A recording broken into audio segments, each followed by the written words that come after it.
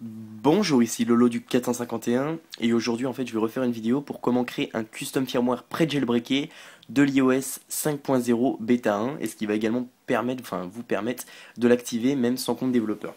Donc on va voir ça ensemble. Donc tout simplement, comme le logiciel il est en version bêta et qu'il n'est pas disponible pour le grand public, tout simplement, ce qu'il va falloir que vous fassiez, c'est aller sur mon site internet jailbreakdevice.com, vous retrouverez un lien dans la description de la vidéo, puis vous allez télécharger tout simplement la nouvelle version de Snowbreeze qui est à télécharger en fait juste ici, télécharger la version 2.8b2 ou tout simplement dans la catégorie téléchargement de mon site internet. Donc, si on s'en va dans téléchargement, puis là on va retrouver toutes les versions de Snowbreeze. Il faut juste descendre un petit peu, puis donc la Snowbreeze il est là. Vous avez la 2.8b1 puis la 2.8b2. Donc là c'est la 2.8b2 qui vient de sortir, qui est sortie aujourd'hui. Donc tout simplement une fois que vous l'avez téléchargé, donc moi je vais lancer tout simplement le logiciel. Juste que j'aille le chercher. Alors logiciel Windows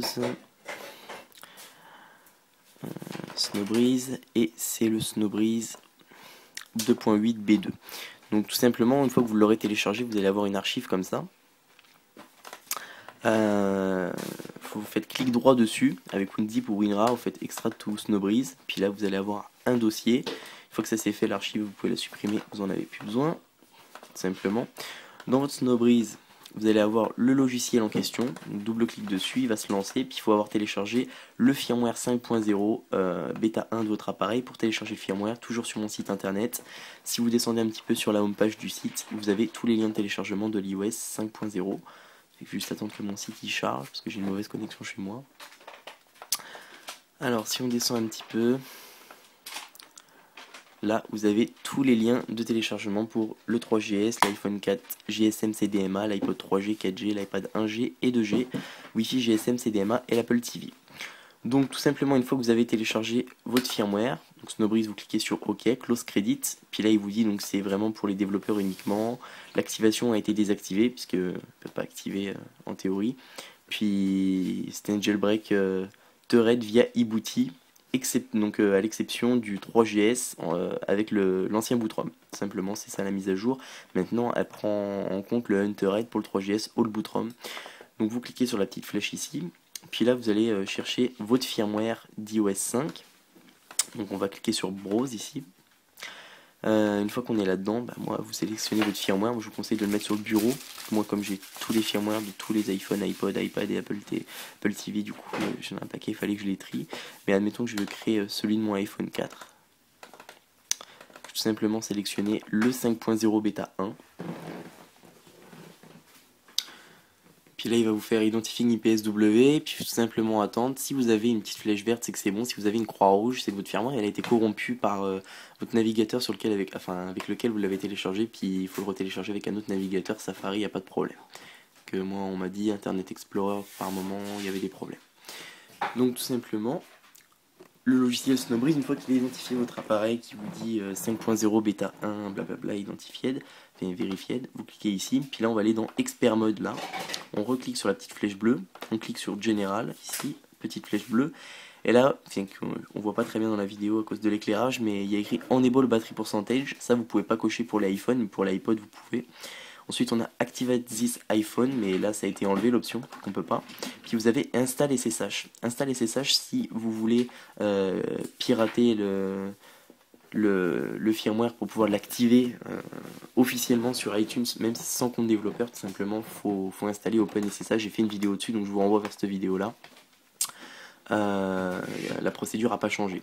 Donc tout simplement, vous cliquez là-dessus, puis là vous pouvez sélectionner des depths d'application si vous en avez. Donc admettons que je m'en vais sélectionner une application pour déjà l'incorporer dans mon custom firmware, alerte artiste, puis que je la coche, je fais next. Il faut aller dans Build IPSW tout simplement, vous cliquez sur Next, puis là il vous demande si vous voulez jouer à Pac-Man. Vous pouvez même jouer à Pac-Man pendant la création de votre custom firmware. Voilà. Pac-Man il marche toujours dans cette version là. Avant ça marchait pas, mais maintenant ça marche bien.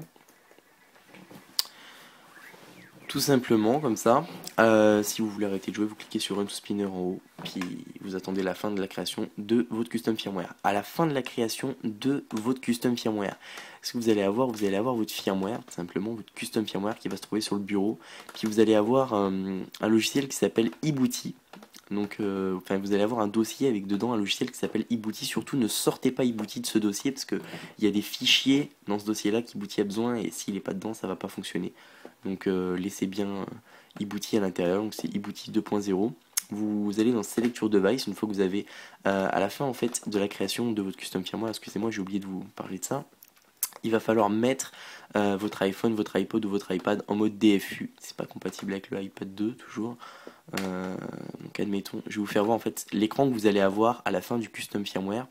Il va vous demander d'exploiter iReb pour pouvoir patcher en fait votre iPhone, votre iPod ou votre iPad pour le restaurer avec un custom firmware. Sinon vous allez avoir l'erreur 21. C'est très important de faire cette manipulation avant de restaurer avec le custom firmware.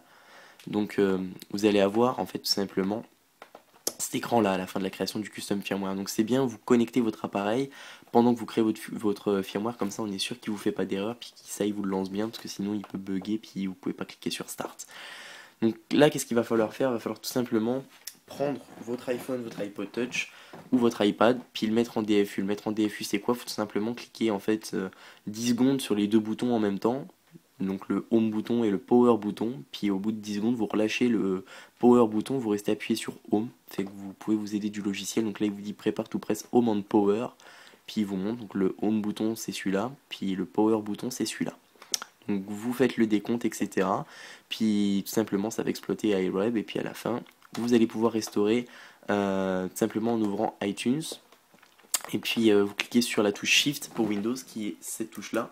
Cliquez sur Shift, puis restaurer dans iTunes, et vous restaurez avec le Custom Firmware 5.0. Attention, je mets quand même une mise en garde pour ceux qui ont, apparemment j'ai appris ça aujourd'hui, ceux qui ont piraté en fait l'iOS 5.0, faut revenir au 4.3.3 avant le 4 du mois prochain, donc le 4 juillet, sinon vous êtes le 4 juillet ou le 4 août, je sais plus, vous cherchez sur internet, sinon vous allez plus pouvoir revenir en arrière, apparemment, ça va être bloqué jusqu'au 5.0, mais je pense pas que ça gêne si vous avez sauvegardé vos fichiers SHSH. Donc là, pour après, une fois que vous allez restaurer votre appareil, il va pas être activé. Pour l'activation, vous cochez bien install SSH, puis je vous renvoie vers une autre vidéo que j'ai fait qui se trouve c'est la première vidéo que vous trouvez sur mon site internet, tout simplement. Donc fait que pour le moment elle est là, sinon la vidéo elle s'appelle activer officiellement l'iOS 5.0 bêta 1 sans compte développeur. Donc après si vous voulez la rechercher dans la catégorie vidéo de mon site internet. Donc eBooty c'est simple comment ça fonctionne. Là vous cliquez sur le Select Your Device, puis normalement vous allez en avoir qu'un, seulement l'appareil dont vous avez créé le custom firmware, donc admettons iPhone 4. Vous cliquez sur Start, vous mettez en DFU, et puis il va redémarrer votre appareil. La CDI va fonctionner parce que comme c'est un jailbreak Thread, après jailbreak, quand il va se rallumer, Cydia est présent, mais si vous le lancez il va cracher. Tout simplement il faut le booter en mode Thread avec eBooty, puis j'ai même fait une vidéo spécialement pour eBooty. Donc c'est ça, c'était tout simplement une petite vidéo pour vous faire part de la mise à jour de Snowbreeze qui vient de passer en version 2.8 bêta 2 et qui maintenant supporte le jailbreak Thread pour le firmware 5.0 bêta 1 du 3GS All Bootrom. Attention, les nouveaux Bootrom, c'est pas compatible. Si vous savez pas quel est votre Bootrom, tout simplement, vous pouvez aller sur mon site internet Tous au Jailbreak. Tous au Jailbreak, c'est un site internet que j'ai créé pour débuter avec le jailbreak. Tout simplement pour savoir comment jailbreaker son e-device, etc. Puis si on s'en va un petit peu dans la marge à gauche ici, qu'on descend un petit peu, on a une partie information ici. Puis ça va se trouver dans la catégorie information. Là vous avez plein de vidéos que j'ai fait en fait. Ici plein de vidéos que j'ai fait pour corriger les erreurs d'iTunes, etc. Puis normalement vous avez la vidéo en fait pour mettre son appareil en DFU, puis comment entrer en mode DFU pour tous les logiciels qui vous le demandent. Et puis connaître le bootrom de son iPhone, en fait, tout simplement de son iPhone 3GS. Vous cliquez là-dessus, puis vous allez être renvoyé vers ma vidéo de YouTube qui vous explique comment connaître le bootrom de son appareil avec le logiciel iDetector à télécharger sur le site de ibisno.com ou sur mon site internet. Tout simplement. Donc vous allez sur le site d'Ibisno pour télécharger le iDetector, puis vous allez connaître votre bootrom. Il faut tout simplement aller ici dans l'onglet iDetector. Puis vous descendez un petit peu et c'est disponible pour Windows uniquement.